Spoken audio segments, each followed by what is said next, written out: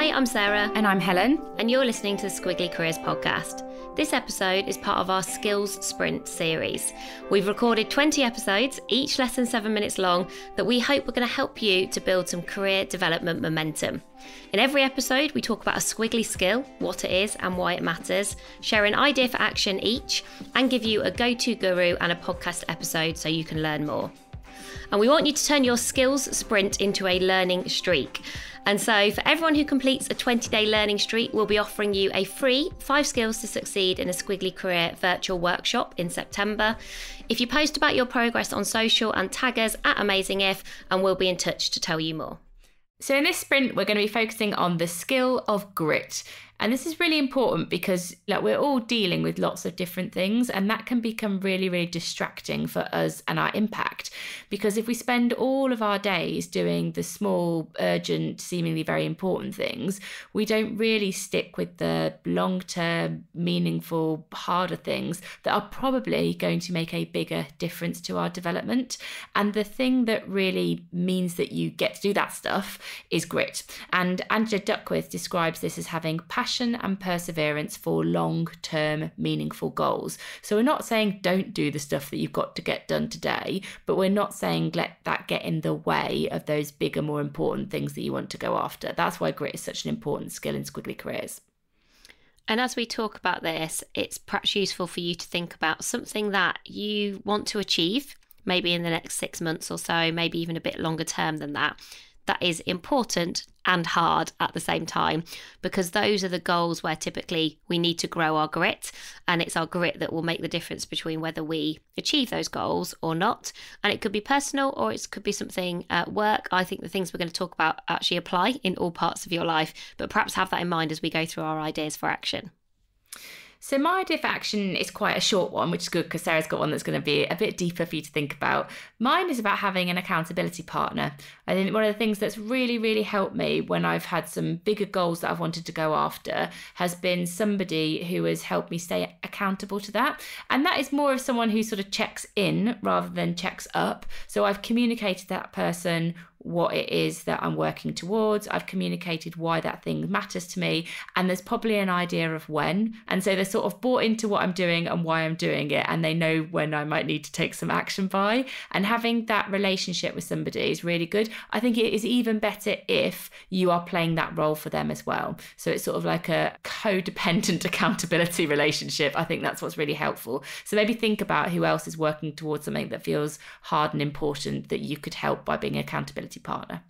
So the second idea for action, we're going to go through 4 Ps, and we'd like you to red, amber and green each of these Ps based on the hard and important goal that perhaps you've got in mind at the moment, just so that you can see where you are, what gaps you've got, and also what you need to keep doing well. So Helen, have you got a hard and important goal in mind, work or at home, that we can use as an example? I would like us to write the best-selling career development book in the world, Sarah. Let's use that. Okay, we've gone big. Go big or go home, hey? Right, so here we go. We'll go through each of the Ps. So the first P is purpose. Do you know the why behind the work? Is it just something that feels like a shiny object, something you feel you should do, or have you really got clarity about kind of why this is important for you? So Helen, would you red, amber or green that goal for you at the moment?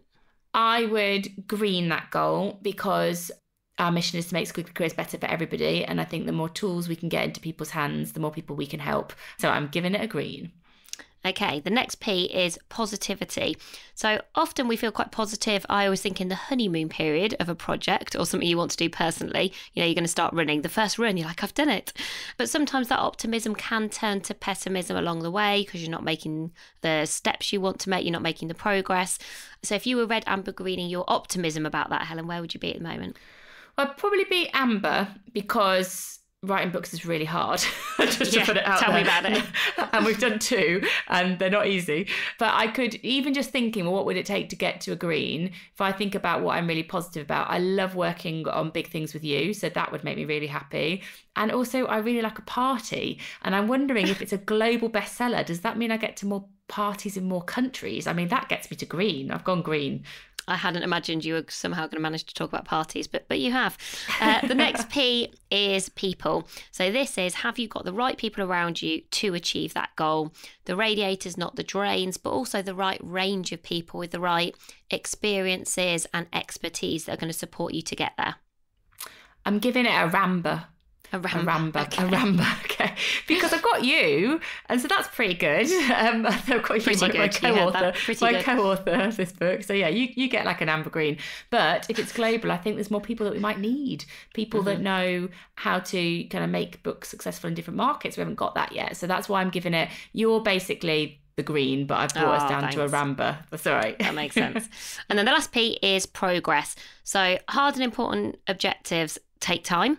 And if we wait until the big outcome, first of all, that destination might change along the way, but also we need to sort of measure the small milestones. You've got to celebrate your small successes as you make progress. So usually you've got to have defined what does that look like and sort of how are you going to know if you're making progress. So how are you feeling about that one? Probably red because we've not got a plan for this yet.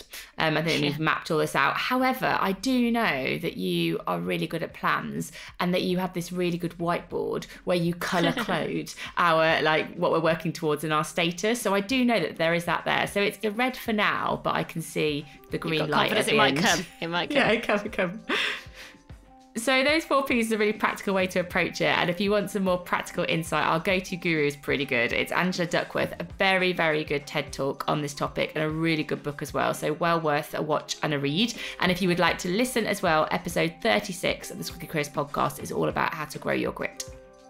Thank you for listening to this skills sprint. We hope you found it useful. We'd love you to share and subscribe so you don't miss a sprint. And that's everything for this episode. So bye for now. Bye, everyone.